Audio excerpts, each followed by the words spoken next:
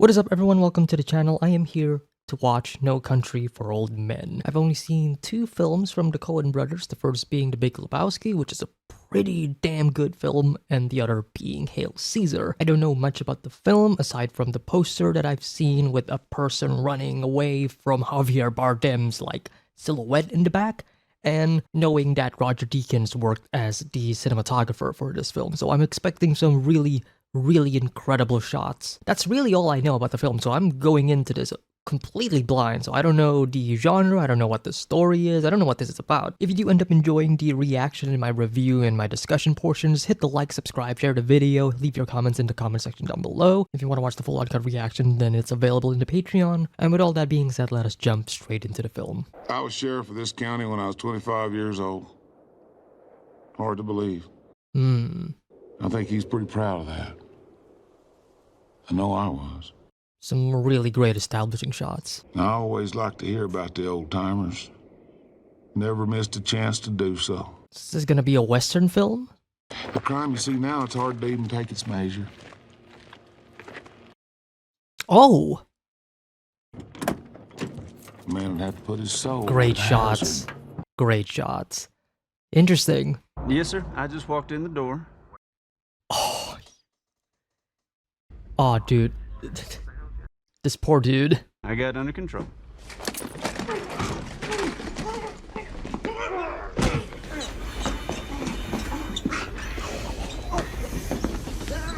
Oh, the train tracks and the sound design is great. Javier Bardem's facial expression here is bone chilling, to say the least. Oh man, these shots already. I mean, it's Roger Deakins. Like, what? I am expecting some incredibly well done shots, but yeah. So what's with the oxygen tank? What is that? I need you to step out of the car, sir. Oh, so there's something about the makeup in Javier Bardem's like face here that just. Would you hold still, please, sir?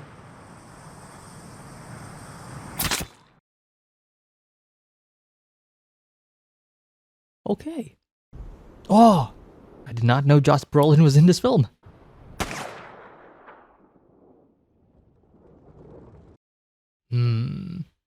Interesting. Establishing that he misses his target. Ah, okay, never mind. He didn't really miss his target. Oh, new blood. I think that's what it's like referring to.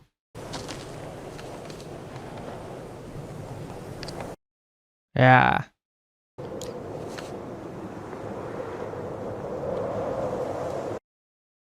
Well, is this also the work of Javier Bardem's character? Oh, the poor dog.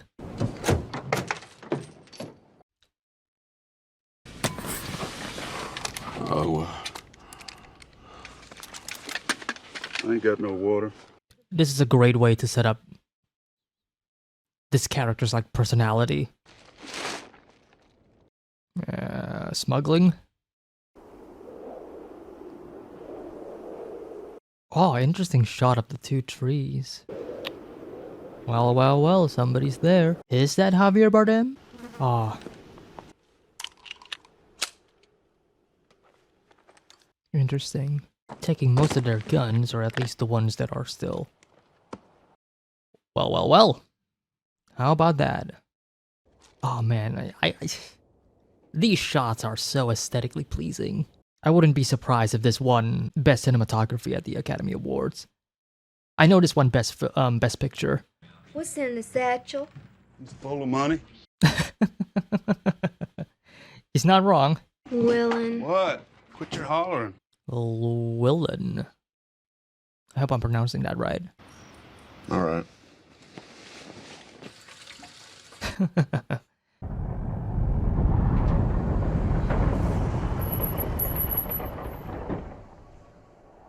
Man.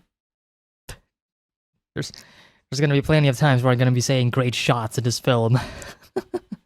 Get used to it. He's gone. Oh. Shot. The murderer went back. Oh, that is a great reveal. Well, that's a problem. All the cars here also had their tires flattened. Woo! Well, I guess I know who's running in the poster now. Oh! That dog is... Nah, that dog is not giving up, that's for sure.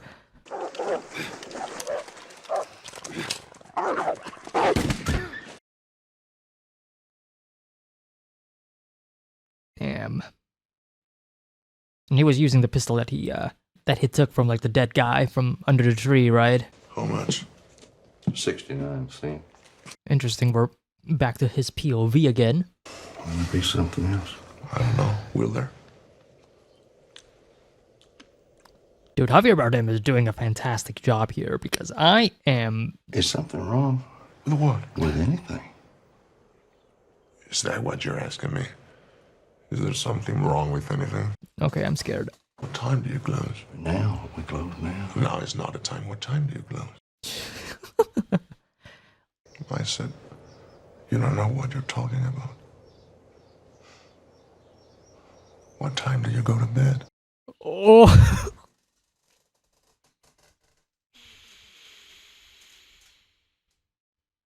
Somewhere around 9:30. I'd say around 9:30. The smiley face is in the back.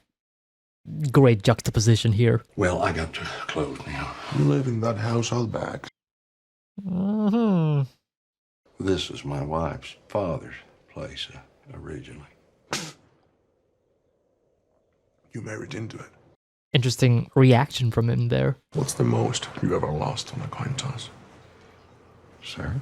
The most you ever lost on a coin toss? I feel unease. Call it. Call it, yes. For what? Just call it. Oh my god, this... You know what date is on this coin? No. 1958. It's been traveling 22 years to get here. The fact that this is the first time we're hearing music. All right. Heads then. Well done. Don't put it in your pocket. Sir? Don't put it in your pocket. It's your lucky quarter. Where you want me to put it? Anywhere not in your pocket. Or it'll get mixed in with the others and become just a coin. Oh, what a fantastic scene. That was a fantastic scene.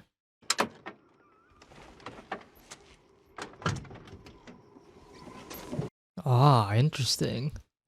Okay. Starting to understand a bit of the relations between the characters now.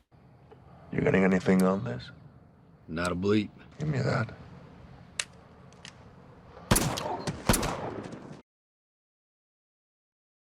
What the fuck?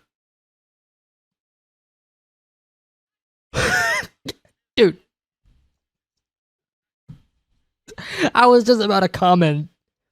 Oh wow, he's working with other people. I wasn't expecting this. Be careful. Always in. Don't get hurt. Oh my god, Tommy Lee Jones, I just noticed. Oh, maybe Tommy Lee Jones was the one who was narrating at the beginning of the film. He is the sheriff, as it seems. Man killed the Mars deputy, took his car, killed that man on the highway, swapped for his car, and now here it is, and he swapped again for God knows what. He's searching for Javier Bardem. Still don't know his name though. Somebody unloaded on that thing with a shotgun. How come you reckon the coyote ain't been at him? The goods are gone. Yeah, I guess Bardem took it all. Well, it's a mess, ain't it, Sheriff? If it ain't, it'll do till the mess gets here. Some great framing there as the two characters are talking. Oh no. Alright, they both forgot that she already moved to her mother's. The clothing there, so he can piece it all together that they just moved out, like.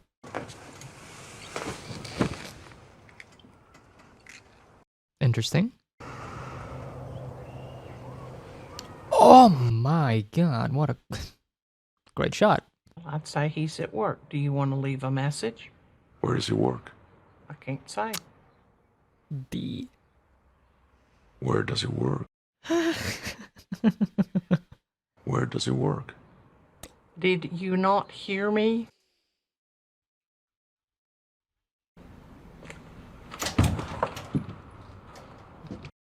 Dude, he has a presence. She's just gonna cuss you up and down. Well, you should be used to that. I'm used to lots of things. I work at Walmart. I shall return. Oh, we don't know about that. You going in? Gun out and up. I love this structure already. Llewellyn's obviously on the run, followed by Javier Bardem's character, who is being followed by the sheriffs. Now that's aggravating. Sheriff? I'm still sweating. Oh, Sheriff! We just missed him! that performance. Why do we circulate?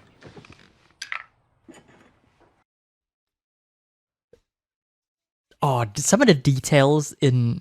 You think this boy Moss has got any notion of the sorts of sons of bitches that are hunting him? I don't know, he ought to. Dude, the deliberate, like, comparison between Tommy Lee Jones, the sheriff, and Bardem is great. And what is interesting is that Llewellyn just kind of got roped in on this because he was just hunting. One thing leads to another. A place to hide his weapons and the money as well. Air vents are always handy in hiding things in movies. Pushing it as far away as possible, so far that nobody could possibly see it. Nice, and then all he has to do is just pull the string, alright. Oh, great silhouette shot there. Ah! Beautiful. Now, why would I expect him? Who is this? The church bells. Death is coming.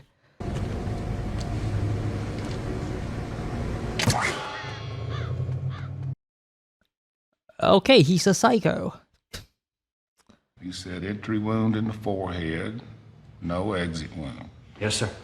You telling me he shot this boy in the head and then went digging around in there with a pocket knife? They don't know that the person was shot using an oxygen tank. You already have the tent. Well, something like that. Well, you give me the model number on the tent, I can order you the poles. Never mind, I want a tent. Well, what kind of tent? Kind with most poles.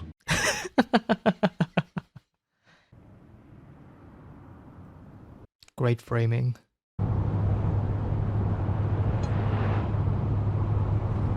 I'm gonna be real here. I don't know what this device is or what it's tracking. Oh, it's probably the bag, isn't it? The bag of money. Yeah, it's gotta be the bag of money, isn't it? And because the bag of money is like shoved into the vents, it's not gonna be in the actual room. It's probably gonna be in the other room, is it?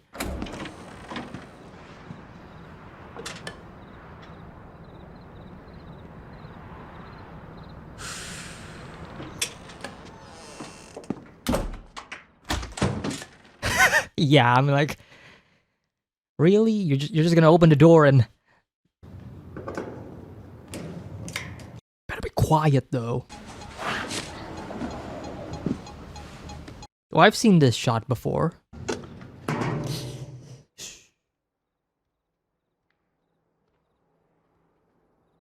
The silence, man, the silence.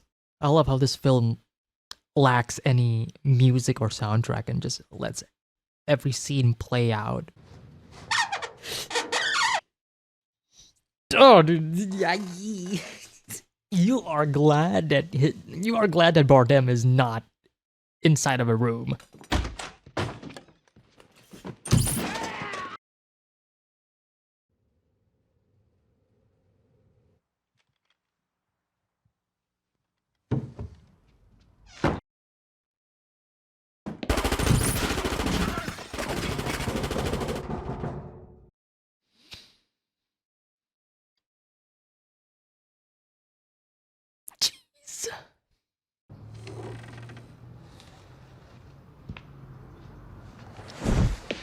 No, I'm not.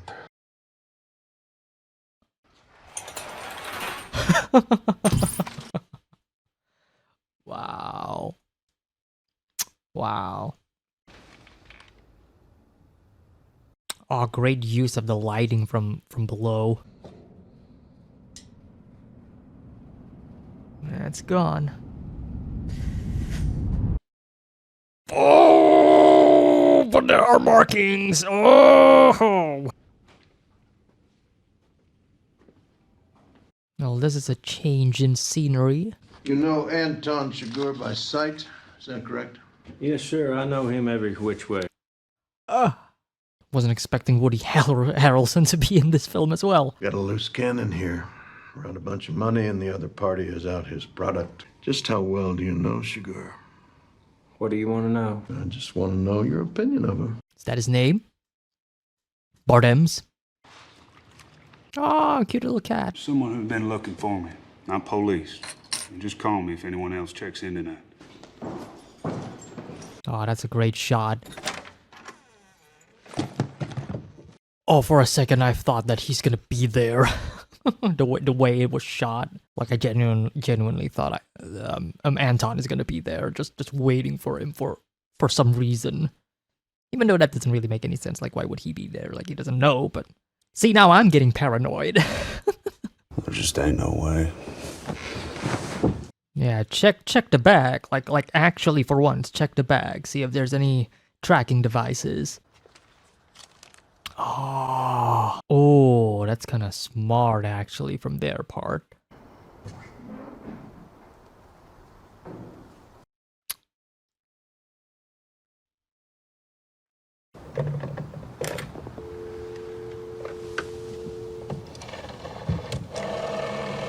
Man, the deliberate choice in no music, the silence, so that you can hear every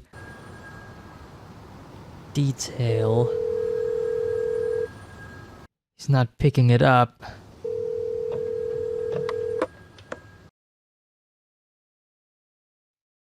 Might be time to bounce.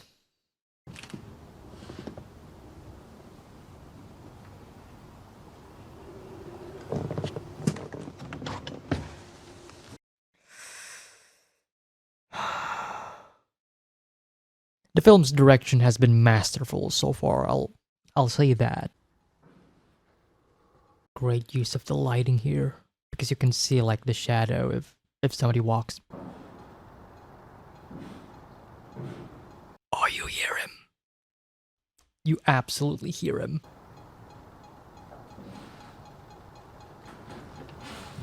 Yeah.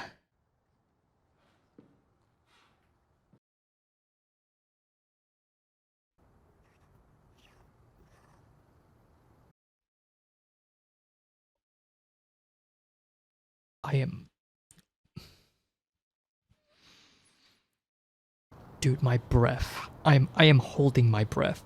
You better move away from...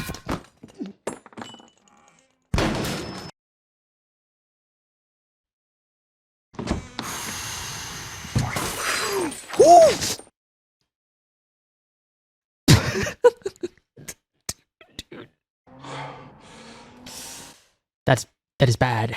That is really bad.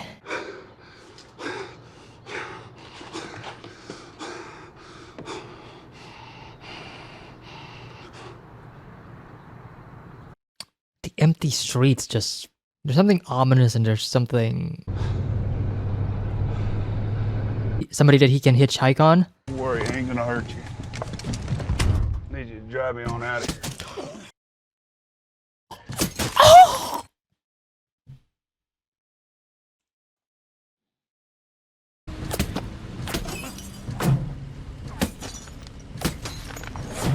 Bro, Anton is relentless. I mean, we kind of know that, but...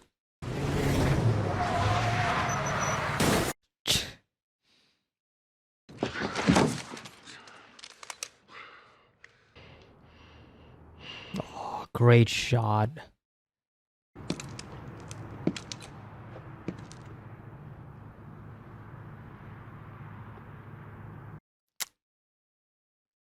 Man, The bloodied footprints. Harkening back to the beginning of the movie, but this time, it's the hunter, not the hunted. Interesting, he was shot.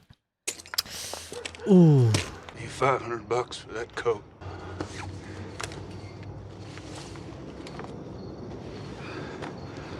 Oh, give me that beer too. How much? This dude, he gave you $500. Oh, great shot using the wired nets here, symbolizing that he's trapped. In a way, he's a fish and he's already caught. It's only a matter of when.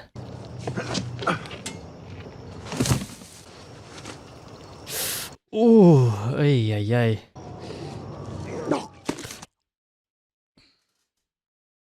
The howling of the wolves as well is just a...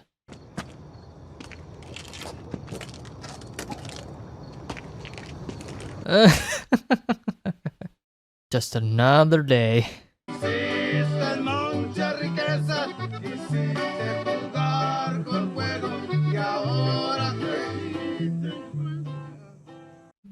Yeah, it's not really happy anymore, is it? Let it go. Por favor. Oh wow, this shot is insanely good. Roger Deakins, man. I'm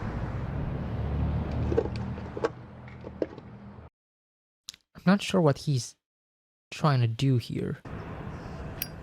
Oh. I see. Oh my god, you can actually see the fire. Causes commotion, goes in, uninterrupted. He's insane. I love this character. See, now it's not really a matter of the money, now it's a matter of payback. Like, you shot me.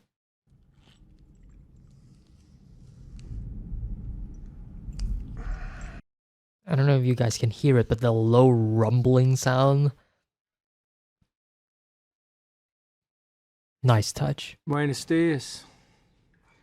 I'm guessing this isn't the future you had pictured for yourself when you first clapped eyes on that money. Interesting. You won't find me again. Not that way. Not anyway. Took me about 3 hours. Yeah, well, I've been immobile. No, you don't understand. Yeah. If he could find you... Were you in Nam?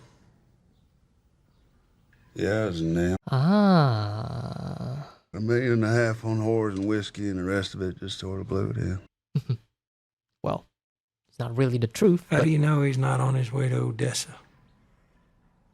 Oh, that facial expression from him, he immediately just drops it.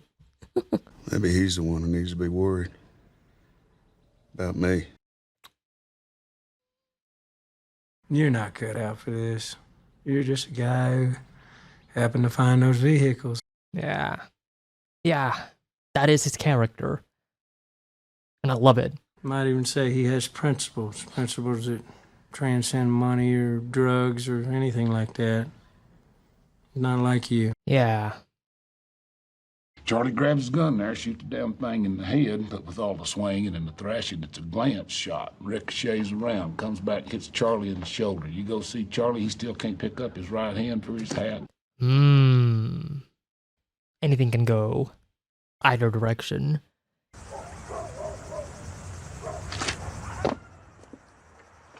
Well, one thing's for sure, the bag didn't fell into the river, so it wasn't being taken by the stream. It's still somewhere there in the marshes, right? I wonder if you could see... Well, I was just about to say, I wonder if you could see it in the daylight. It's not really the best hiding spot for it. Oh my...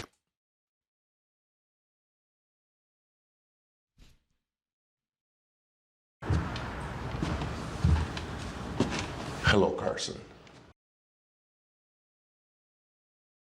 Let's go to your room. Holy shit. these two have history, obviously. Make it worth your while. Take you to an ATM. There's 14 grand in it. And everybody just walks away. An ATM? Well, an ATM is no fun now, is it? I know something better. What's that? I know what it's going to be. If the rule you followed, Roger it is, of what use was the rule?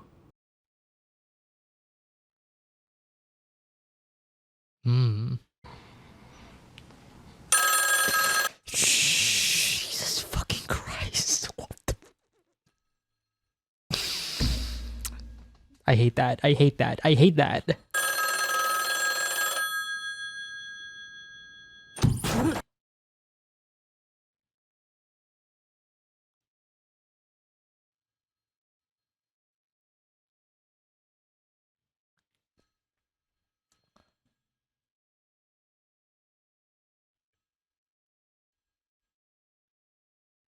What?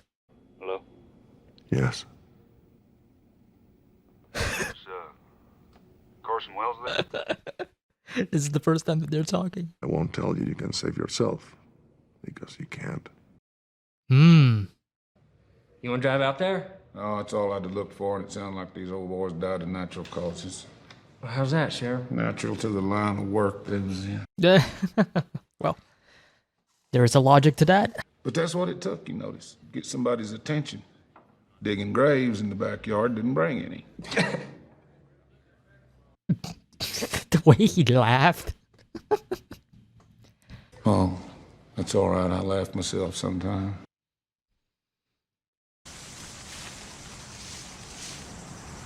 Well, at least he got the bag. Again. I had the sheriff here from Terrell County. What'd you tell him? What did I know to tell him? She's gonna die, isn't she? What am I supposed to do with Mother? No, she'll be all right. She'll be all right? That's not funny. But her response is comedic in a way.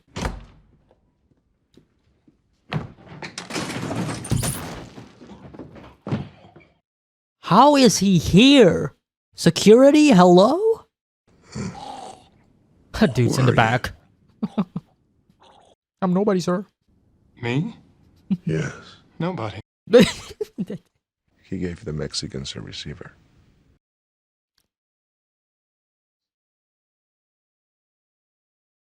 You going to shoot me? That depends. Do you see me?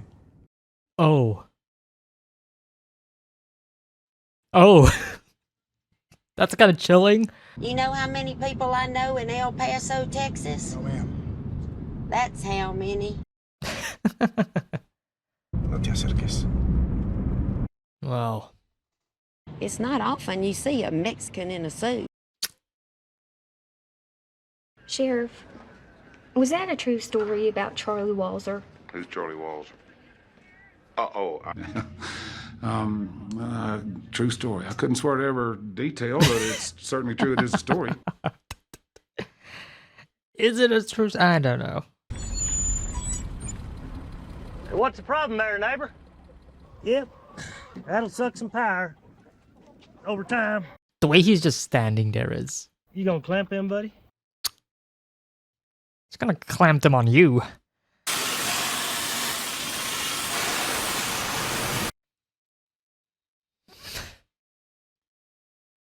Damn. We don't even need to see it. Bear! That's what's coming. Oh, ma'am, I know what beer leads to. Bear leads to more bear. Right. Sure.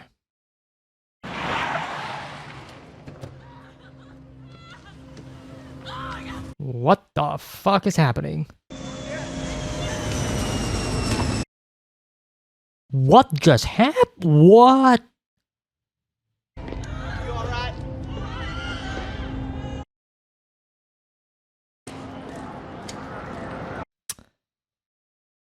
Everywhere Llewellyn goes, death follows.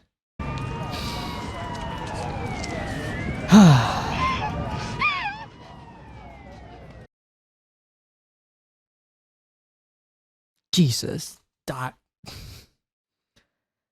It's so unceremonious as well that I'm just like... Well, he did. Those hombres would have taken the stash. I suppose so. I'm not sure he's a lunatic. Yeah, well, what would you call him? Yeah, sometimes I think he's pretty much a ghost. Great shot. He knows something's not right here. He knows that Llewellyn would never do such a thing, right? Obviously. There's more to it. And of course, he's been following this case for a while now. He knows that Llewellyn's being followed by someone. I can tell you this much, I was not expecting this.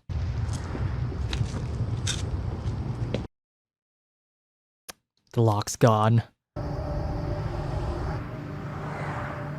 Oh.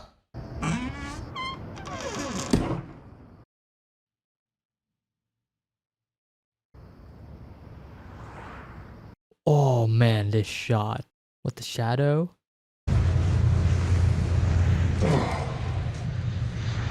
Fantastic framing right here. It's always the vents. Back to the desert we go. Where the hell are we? He writes me pretty regular. Keeps me up on the family news. Didn't know there was any. Told me you're quitting. Interesting. Loretta tells me you're quitting. How come you're doing that? I feel overmatched. Hmm. I always figured when I got older, God would sort of come into my life somehow. And he didn't. Wow. If I was him, I'd have the same opinion of me that he does. What you got ain't nothing new. This country's hard on people. Inevitability. Huh.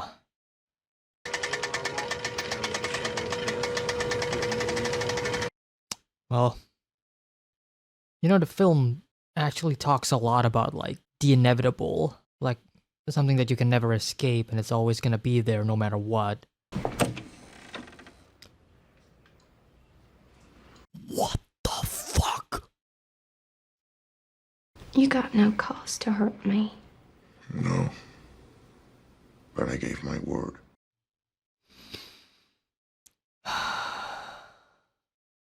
You gave your word to my husband to kill me? Your husband had the opportunity to save you. Instead, he used you to try to save himself. He's not wrong. He's not entirely wrong. People always say the same thing. They say, you don't have to do this. No. This is the best I can do. Call it. I believe it is probably the best that he could do. Call it. No. I ain't gonna call it. Call it. The coin don't have no say. It's just you.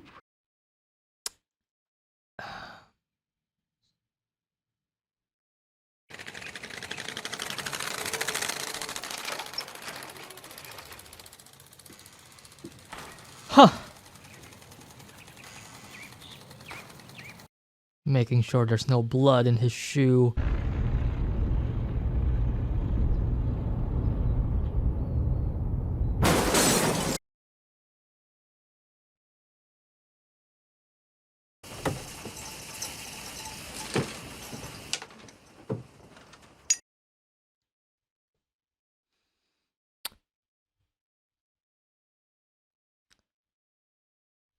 Wow. Wow. Oh! Are you all right? You got a bone sticking out your arm. What do you think?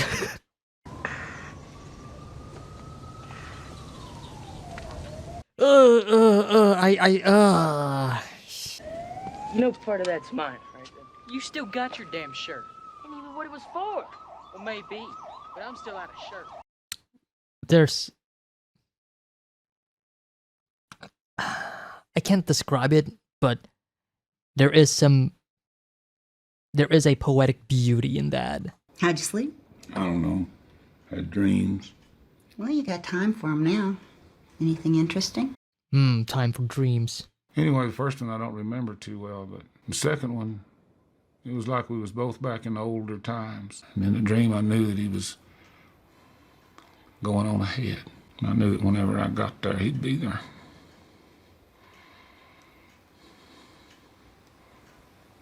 And then I woke up.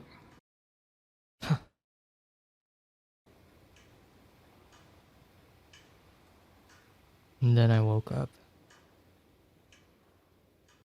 Wow.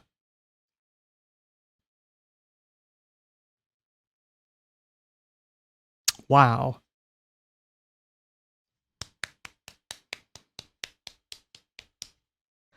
Okay, No Country for Old Men. I think this is a film that I will probably rewatch again a couple of times again, just to appreciate a lot of the things that I might have missed throughout the film, because there are a lot of themes, a lot of messages, not messages, a lot of symbolism, I would say, and a lot of interesting choices in the story and the plot of the film that just blew me away, and in most cases subverted my expectations. I want to talk a bit about Josh Brolin's character, Llewellyn, because this is a character that, by all means, as the film itself describes, a character that had the unfortunate situation of being roped into all of this mess. Though it's not purely coincidental, this is also, a lot of it, you can blame it on the character himself, because he did chose to take the money in the beginning of the film, right? This is a choice that the character made, a choice that maybe came from greed, or I would say temptation, because it's a lot of money, right? You see a bag filled with a lot of money and there's nobody here to take it, but you? Chances are you're probably gonna take it. But the fact that he took it for himself, then it becomes his own responsibility to deal with. Now, it does remind me a bit of, let's say, The Big Lebowski, which is the other Coen Brothers film that I have seen in regards to the main character not really having to do with anything at all. Like, it's not like this main character is connected to, like, the grander scheme of things. Like, he's not connected to, like, the antagonist or whatever. Like, there was never any previous connections, is what I'm trying to say, you know? Like, the main character is literally an outside force, right? He is a character that is out of the loop, that just so happens to be poking into the loop, and he got into a lot of trouble. And it's a very interesting approach, I would say. I mean, having seen The Big Lebowski before, I've kind of dabbled into that character archetype, if you will, because not a lot of characters actually use that archetype, you know, the character that has no connection whatsoever and then suddenly got thrusted into all of this and becomes a greater part of the story, because usually there is that sense of destiny to them. There's usually a reason for them to do this.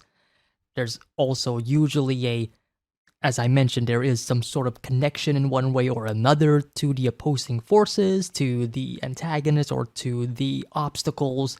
That way there is some form of personal conflict between the characters.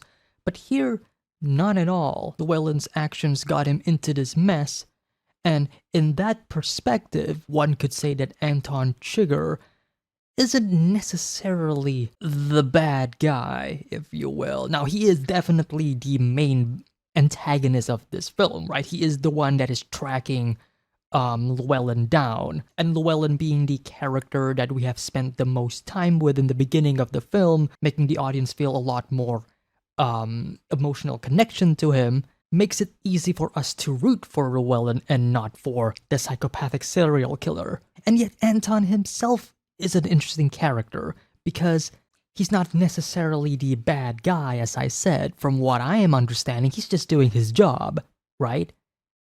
there's money that doesn't belong to Llewellyn that he took, and now Anton is here to take the money back. Like, in that perspective, Llewellyn's not really doing anything wrong, apart from like the killing and the murdering, right? But like, there is an understandable reason why Anton is going after Llewellyn no matter what, because Llewellyn stole something from him, or I guess, yeah, he stole something that Anton wants, right? And therein lies the conflict, right? Someone wants something, that something there is an obstacle to that thing, and then character needs to overcome those things. And I think the decision that ultimately changes the perspective of the film the most to me is the fact that Llewellyn dies. The scene where they do reveal his death was so unceremonious that even I was taken aback,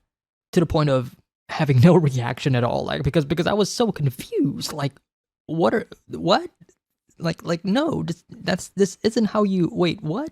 And yet the film does it, and then suddenly everything gets recontextualized. Now, in regards to the thematic elements of the film, there is this sense of the inevitable, right? The inevitability of death, the inevitability of Anton himself. Anton, I would describe as a personification of that specific theme, because he is the person that is inevitable.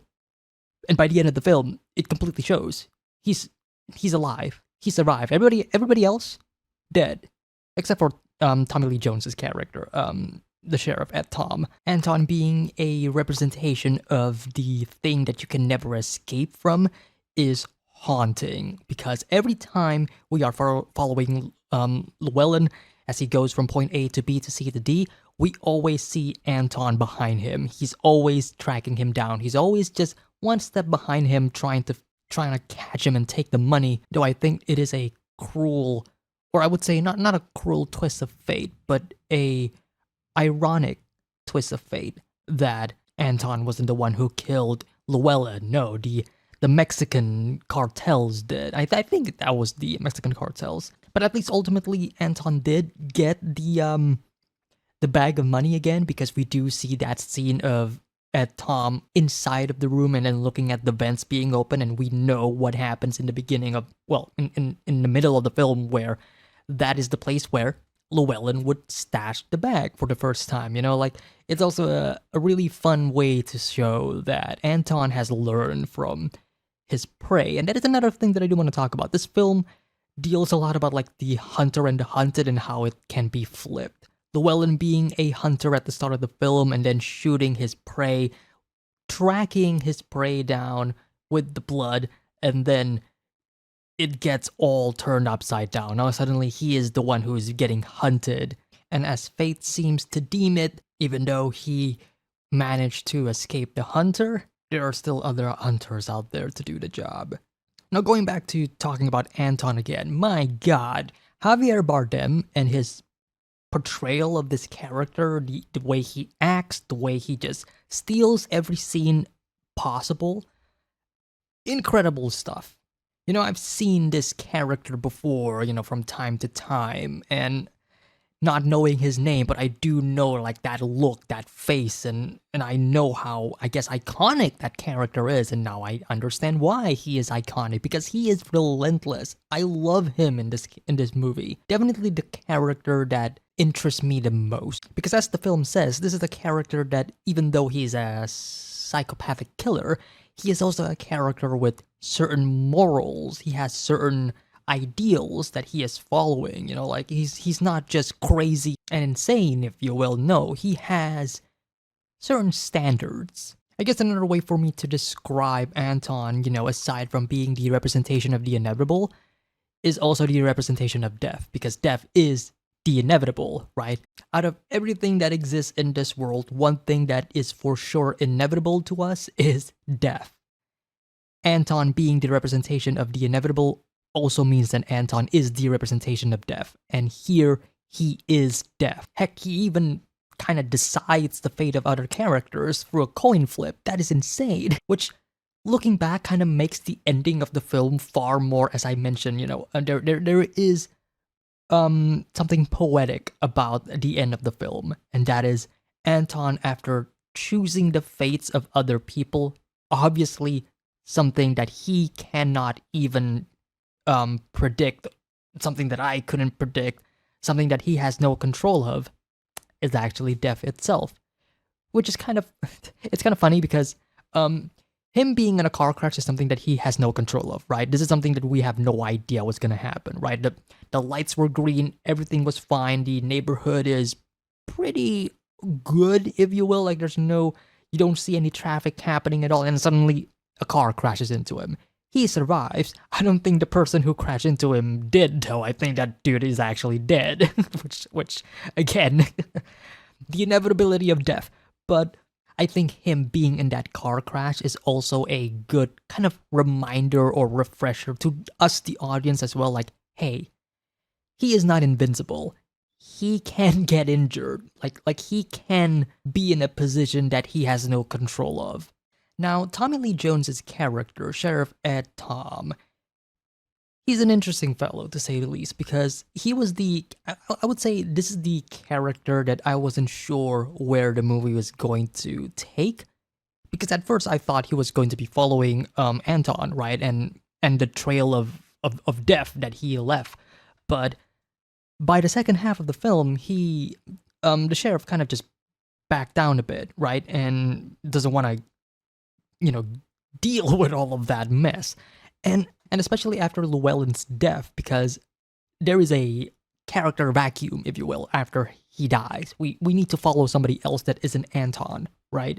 And the sheriff kind of took in that role. He even went into as I said, like he went into the room where Llewellyn died and then looked around, but then he, after that, that's it. It's over. He went to, I think, a family member and talked about retiring. That's it. But I think there is a nice comparison between the sheriff and Llewellyn in terms of how they handle Anton, or in this case, how they handle the inevitable. Llewellyn faces the inevitable, even though he is escaping it, but when the inevitable is close to him, he full on, goes head to head with him, saying, "No, fuck you, get the fuck away from me," and start shooting him, right? Whereas with the sheriff, he understands and realizes that, nope, this is something that is far beyond me.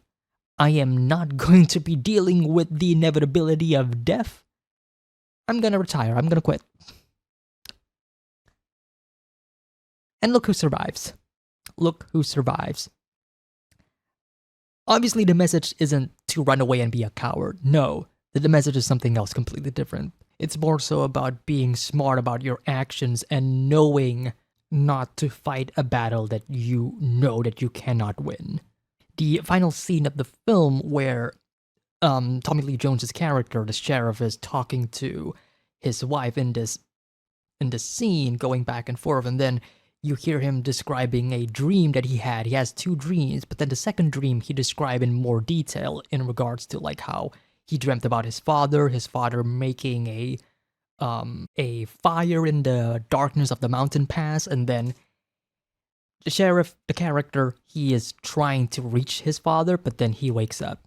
He never reaches his goal. He never reaches his dream. And I think that's just one way to also pretty much describe this entire film, especially in regards to Llewellyn's character and his family, his entire family, I would say. Llewellyn's running away because he is chasing the dream of, I could get away from this. I could escape this. I can challenge my destiny. I can tempt fate. I could still get the money. I could still make sure that my wife is all well and safe and away from all of this. And yet Anton comes in and wakes him up. And by waking him up, I mean killing him. Llewellyn dies. His wife dies. The mother died. And then by the end of the film, as I mentioned during the car crash, I think that's also a wake-up call to Anton, hey, you're not deaf, okay? You're not really deaf. You don't go around and decide the fates of other people using a coin flip, using a coin toss. Heck, even by the end of the film, when he was offering the coin flip to Llewellyn's wife, Carla Jean, she declined. She said no. Screw that. I will not let you decide the fate of me through a coin flip. The coin flip has no power here. It's all you. And yet, he kills her anyways. Talking a bit about the production of the film, specifically the cinematography by Roger Deakins. Man, he knows how to shoot. Some of the best shots that I've seen in film in quite a while, I would say. Especially in this year. There's a lot of really great films that I watched this... Well, it's 2024. Last year, in 2023. There's a lot of pretty good films that I watched last year with some really incredible cinematography, but watching a film with Roger Deakins as the cinematographer made me remember how much I actually love Roger Deakins as a cinematographer. Like, his style and his, like, keen eye in making and deciding in a shot in, like, where the characters go, like the blocking of the scene, the use of his, the use of colors and shapes and the shot compositions and everything. It's second to none. I want to check if this film actually won the Academy Award for Best Cinematography. Oh, it did. I feel so happy. I feel so happy. I feel so happy that this film won Best Cinematography. I mean, knowing Roger Deakins, he's been nominated for a lot of, Academy Awards for Best Cinematography, but he hasn't won a lot of them. I know he won for 1917, and that's an excellent film, but I'm just happy that this film also won that award because the shots in this film are, as I mentioned, beautiful, phenomenal. And aside from the cinematography, the direction itself from the Coen brothers, great stuff.